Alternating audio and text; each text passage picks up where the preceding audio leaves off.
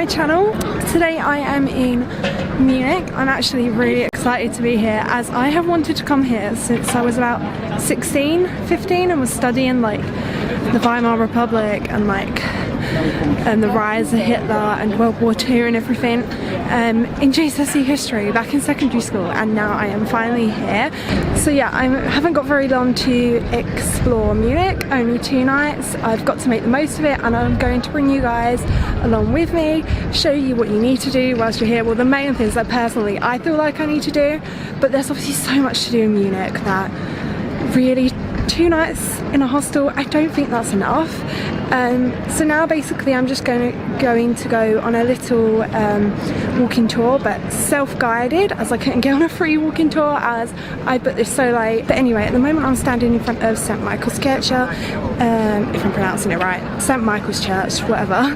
It's a church where King Ludwig II, I know I'm saying his name wrong, which is why I'm pausing. But anyway, the crazy Bavarian king, he was buried here, and I'll show you a better view of the church in a minute.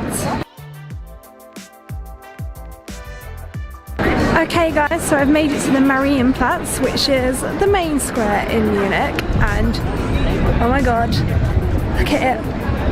Isn't it incredible? I'm pretty sure the building behind me is the new town hall, so the Neuschwanstein. Don't quote me on that one. But yeah, I'm going to explore the Marienplatz a bit and take you along with me. And I'm hoping that I can go up to the top of St. Peter's Kirche, but I don't know what time that kind of ends, and I don't know how much the tickets are, but I will keep you updated and hopefully I will be able to go up to the top. Okay guys, so I finally made it to Englischer Garten, which is basically just this nice little park. It's quite a big park actually. But yeah, unfortunately I didn't get to go to the top of St. Peter's Kirche, church, as the tower was shut. It didn't actually have a sign up in English, it only had it up in German, but from what I can understand of the sign, it was shut until like April. So if I want to go up the top of there, I'll have to come back sometime after April, which was really disappointing.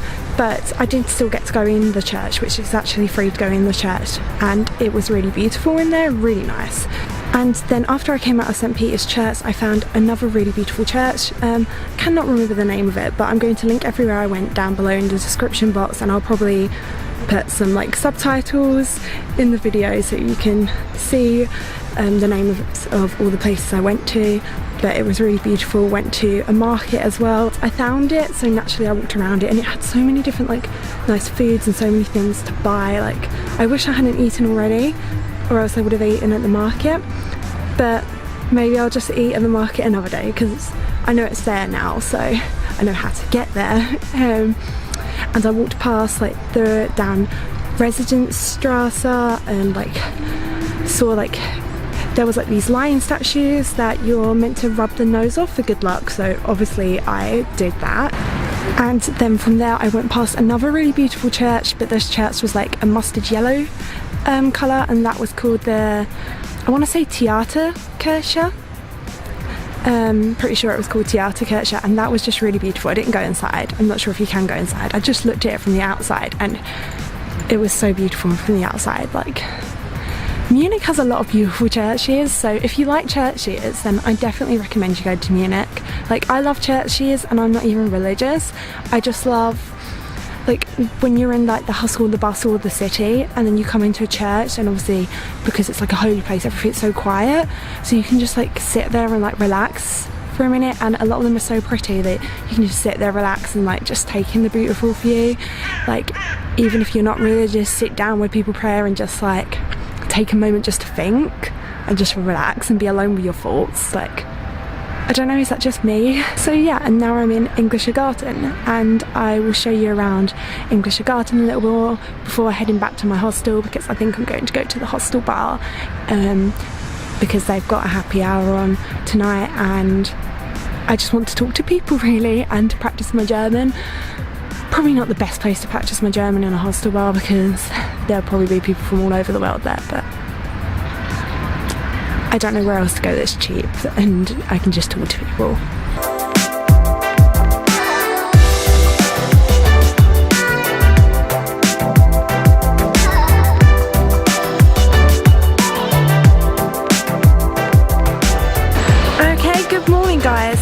it's day 3 in Munich, I know what you're thinking. Wait, you've just skipped from day 2 to day 3. We haven't seen day 2. I did film some footage for day 2, so yesterday. However, I didn't really vlog much as it was just so stressful and just didn't really go as planned, but I'll fill you in on all the gaps now and of course show you the footage that I did get. So basically yesterday I decided to take a day trip out of Munich into Füssen because I really wanted to see Neuschwanstein castle and the other castle nearby, I'm going to say this wrong, Hochschwangau. So first off I got the Bavarian ticket, which I would definitely recommend you guys getting if you're planning on taking any day trips outside of Munich and exploring Bavaria a bit more, because I'm pretty sure it lets you on any train in Bavaria. I would recommend you obviously look into it first, do not take my word for it, but yeah, it got me on the train from Munich to Füssen, and it got me on the bus from Füssen station to the castle, so I didn't have to take like the 40-minute hike just up to the ticket office and still hike up to the castles. So the ticket was 27 euros for me, and it was 22 euros just for a one-way ticket to Füssen. So you can see that it saved me a lot of money, seeing as, you know, I needed to come back and I got the bus as well. But if you're travelling as a group, it's even cheaper. So I think for 2 people it's 33 euros, so that's an extra 6 euros, and then you can split the cost. The day didn't go to plan because basically I had to get a train from Munich to somewhere called Kaufbeuren. Never heard of Kaufbeuren before, but anyway, I had to get the train to Kaufbeuren and change there for the train to Füssen, and there was only a 10-minute gap between the 2 trains, and my train to Kaufbeuren was delayed by 15 minutes. So when I got to Kaufbeuren, I had to wait an hour for a train to Füssen, which was the train that basically all of the tourist groups were on. So yeah, we basically got to Füssen at like 12:30, and we still had to get the bus up to the castles, and it was so packed, the first bus, we couldn't even get the first bus, so we didn't get to the ticket office till about 1 PM, at which point, like I expected, because it's such a popular destination, all the tickets to Neuschwanstein Castle had sold out. But it was fine because I could still see the castle from the outside, and I'd heard that like it was actually so overrated and that you didn't get to actually see very much of the castle at all inside. They only let you see like 4 of the rooms.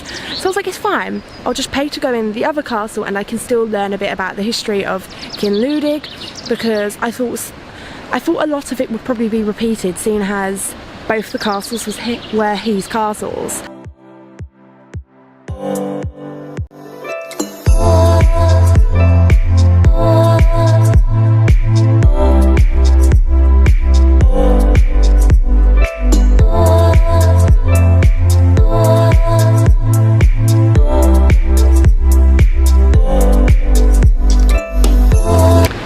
Moving on to day 3 in Munich, I am back in the Englischer Garten because I didn't really get to explore much of it last time as it was starting to get dark, and I've come here nice and early and there's not that many people around and it feels nice.